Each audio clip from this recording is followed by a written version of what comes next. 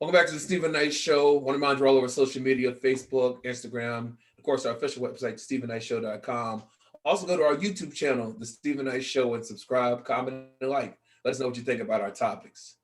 Team, how is it going? Everybody doing all right? It's Monday. Yeah, it's Monday. For sure. I started this new workout program on Friday. I tested it out on Friday, but it's crazy. But today was like the official day. I couldn't even get through it Monday. I couldn't get through it. too much going on this weekend. What is you were just is it cardio or is it something different? It's like a HIIT training. It's a combination. There's some weights. It's a lot of jumping. So I turned 40 this year, and so I put in workout for men over 40. Forget that. I couldn't do that when I was 20. I mean, the guy, he's 48 years old. You couldn't tell it. I mean, his body's amazing, and he just really got back in shape 2 years ago. But I'm gonna stick to it. Can I tell you why that workout is so intense?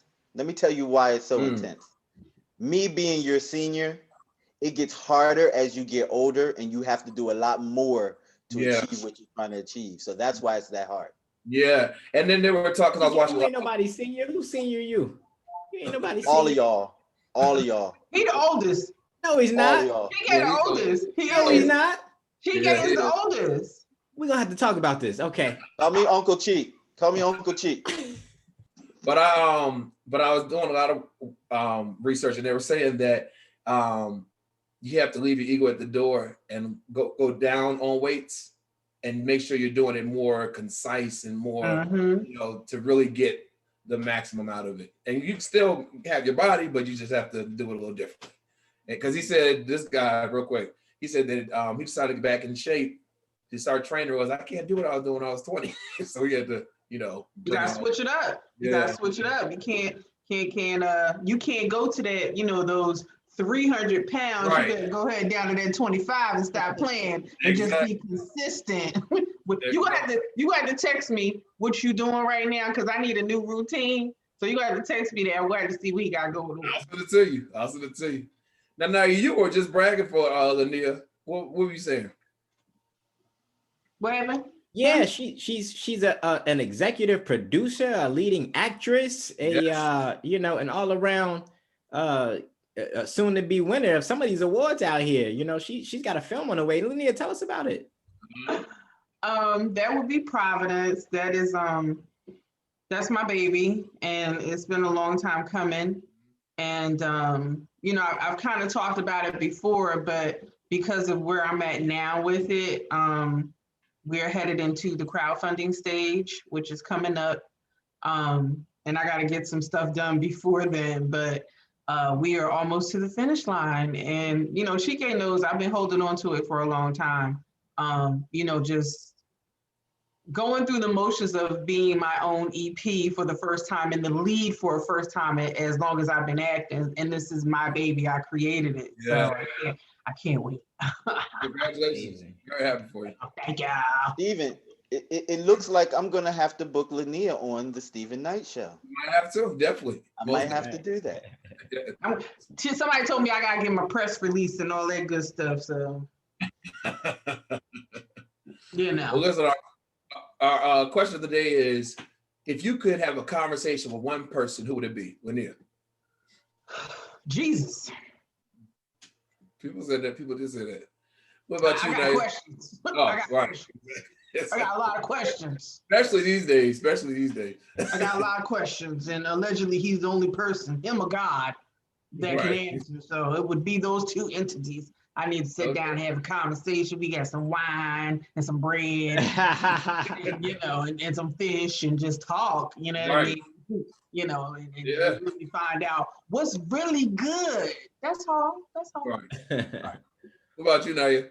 For me, it'd probably be my sister. My oldest sister, who transitioned a while back in 2006. So it would be her. Yeah. What about you, Chike? Honestly, Judas. I would want to know why in the hell Why in the hell? That'd be a good one. All right. That's it. Why in the hell? That's All right. it. All right. I think my mom who passed away in 2015. I actually wasn't thinking about anyone who had passed away, but a lot of people, those were their responses. I was thinking, oh, yeah, I definitely wouldn't talk to my mom. So yeah. But tweet us at home and let us know if you could have a conversation with one person, who would it be? Stephen Knight Show, SHO.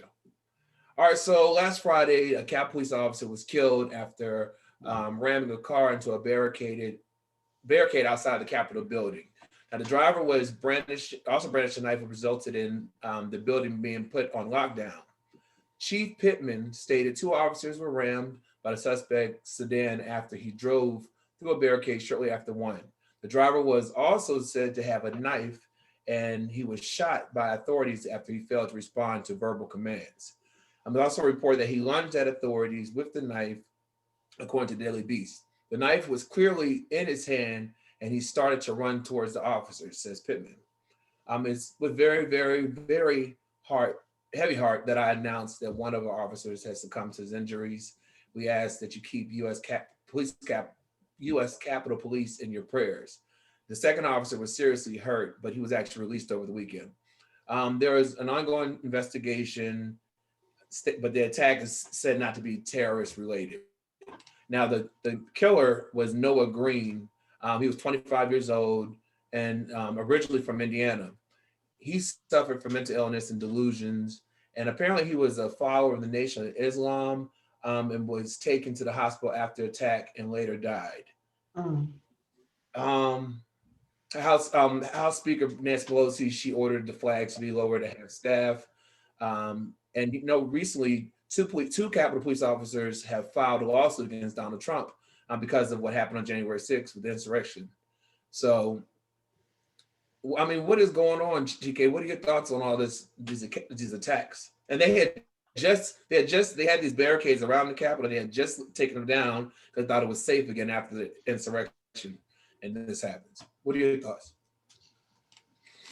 I believe that I would like to believe, because I'm giving people the benefit of the doubt. I'd like to believe that everyone is stressed the hell out. They're at the maximum of what they can control and handle, because everybody isn't working on the same levels mentally, and they're snapping. We're looking at conniptions. We're looking at people that have had enough of whatever it is, and they're snapping. They're going off. People are on edge. They have been for quite some time, and they're going off for the smallest reasons. Everyone's at different levels. It's my belief. And Lynia, a lot of people I saw online, they were saying that they felt like if this guy wasn't Black, he wouldn't have been killed because of the people that attacked the Capitol on January 6th. No one was killed except for police officers. Well, the one woman was, but mainly it was the police officers that were hurt. Do you think they overdid it by killing them, or I mean, what do you think about that?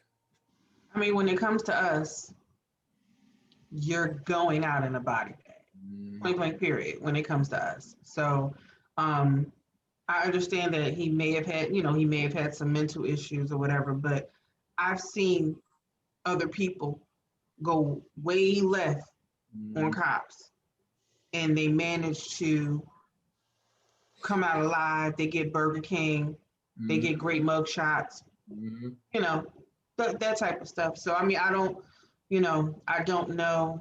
I mean, like Chike said, everybody has had it up to here.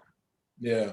With everything, and even people who kind of held it together before Corona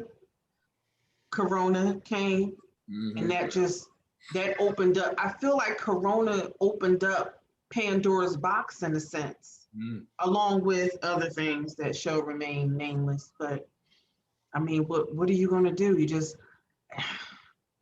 gotta. What do you say? You keep your head low, and I'm minding my business. Yeah. What other people think of me ain't none of my business. I'm minding my business and my family. That's it. I agree. Nayyir? Yeah, I don't have any remark to that other than the fact that they just thought it was something to throw in there that he was a Nation of Islam member. No, I didn't understand why they put that in there. You know, I mean, what was the religion of the guy who just killed those Asians? They didn't say his religion. They didn't say a white Christian or whatever he might be, a white Buddhist, if that's the case, you know. I just thought that was interesting. But, you know, this is nothing new. We know how the game goes, so. Because apparently on his Facebook page or something, it said something like he followed Farrakhan, and so they threw that in there, which I didn't understand, like you said. Well, they deleted off his social media though, didn't they? I think that they permanently took down all his on Facebook and Instagram, for what I heard. Yeah, they did. Yeah, that was interesting. I agree, Nayyir. All right, well, it was reported earlier Saturday that DMX had been hospitalized after a drug overdose triggered him to have a heart attack. Hours after the news broke, DMX attorneys came forward with the update about the situation. Now, while speaking to PIX 11 News, Murray Richmond said that DMX has been taken off life support and is breathing on his own following reports that he was in a vegetative state. But despite the positive report, he said he would be lying. He said he wasn't still concerned. He said he has been taken off life support and is breathing on his own, but we're concerned. It would be what's the word? It'd be whatever of him to suggest that he wasn't worried, the man at the particular point. Now, it was reported again that he was hospitalized the weekend, suffering a heart attack, brought on by drug overdose. Sources to the cold situation said he was very little brain functionality and was in a vegetative state. Now, they had a prayer visual for him in New York. His wife did earlier today. And I don't know. Some people are saying it's drug related. Some people aren't. But Chike, what do you think? If it was drug related, if that's the case, DMX has dealt with that for a very long time. And if he had been doing drugs to the point where it drove him into a heart attack, then he probably was trying to hide some serious pain. And I wish him to get help, but just from the things that I've seen, like out of his mouth, like in video and old interviews, I mean, he's going to do what he wants to do. So all you can do is pray for him. But if he was in that much pain, then maybe he needs not be in pain anymore. I think he had gone to rehab quite a few times too. A lot. Yeah, that's what I was gonna say. I thought he was doing all right. You know, I thought he was doing okay, especially since the last verses. I thought he was having a good time at verses, but he didn't seem to be drinking there or, you know. Have you ever heard his story, like the story of his life? Yeah, a little bit. On drugs. Yeah. A little bit. I urge everyone to check out DMX's story on how he got to be where he is. And you would understand his pain a little bit. No, he's definitely as much as I love DMX, that's like my gym buddy when I'm working out. And you know, of course, you know what drugs do to your body. And yeah, he looked awesome when he was on Versus. He actually looked good when he was on Drink Champs, but because he is such an addict, he should not have been on either one of those platforms around any of those things that already tempt him. Because on Drink Champs, that's all they talk and they drink. You know what I mean? And smoke. And they smoke. You know what I mean? So being in that environment, and I love Drink Champs, but I'm talking about for somebody who has you know his background, and you know what his demons are, and you know what his weaknesses are. So I mean, I hope that he pulls through, because you know, how much more can your body take after you've done so much damage to it? Yeah. Anyone they'll say about that? I think.